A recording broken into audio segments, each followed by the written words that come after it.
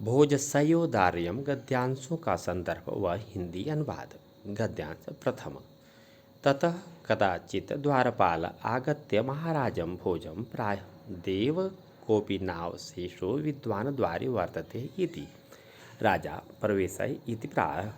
ततः प्रविष्ट सः कवि भोजमालोक्य अद्य मये दारिद्र्योनाशो भविष्यतीति मत्वा तुष्टो हर्षाश्रुणि मुमोच। राजा तमालोक्य प्राह कमे किं रोदिषि इति। तत्कविराः राजन् आकर्ण्य मदगृहस्थितिं। संदर्भ। प्रस्तुत गद्यांश हमारी पाठ्यपुस्तक संस्कृत दिग्दर्शिका के भोजस्योदार्यम नामक पाठ से उद्धृत है। अनुवाद।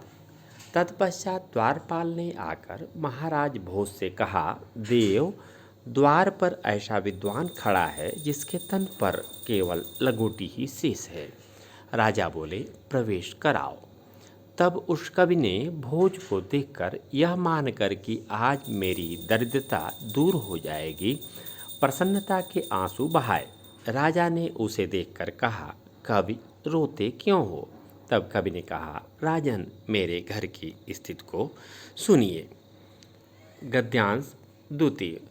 राजा शिव शिव इति उदीरयन् प्रत्यक्षरं लक्ष्य दत्त्वा प्राह त्वरितं गच्छ गेहं त्वतिगृहिणी खिन्ना वर्तते अन्यदा भोज श्रीमहेश्वरं नमितुं शिवालयभ्यगच्छत।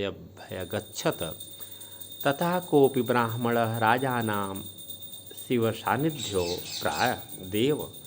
संदर्भ पूर्वक। अनुवाद।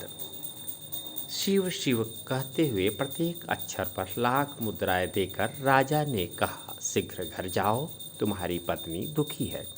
भोज अगले दिन श्री महेश्वर भगवान शंकर को नमन करने के लिए शिवालय गए। तब शिव के समीप राजा से किसी ब्राह्मण ने कहा, हे राजन। गद्यांश तृतीय। राजा तस्यै लक्ष दत्त्वा कालिदासं प्राह सखे त्वमपि प्रभातं वर्णय इति।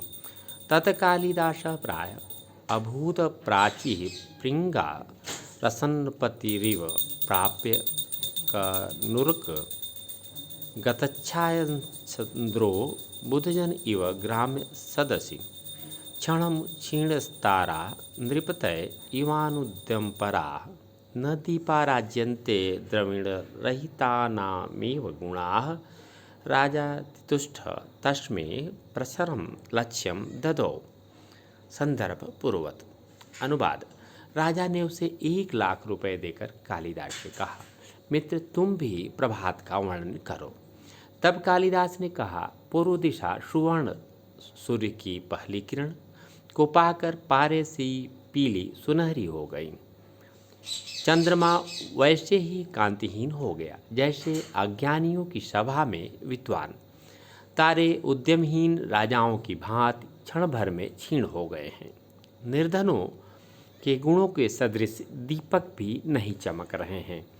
कहने का अर्थ है, जिस प्रकार दरिद्रता व्यक्ति के गुणों को ढक लेती है, उसी प्रकार सवेरा होने पर दीपक व्यर्थ हो जाता है। राजा ने संतुष्ट होकर उसको प्रत्येक शब्द पर 1,00,000 मुद्राएं दीं।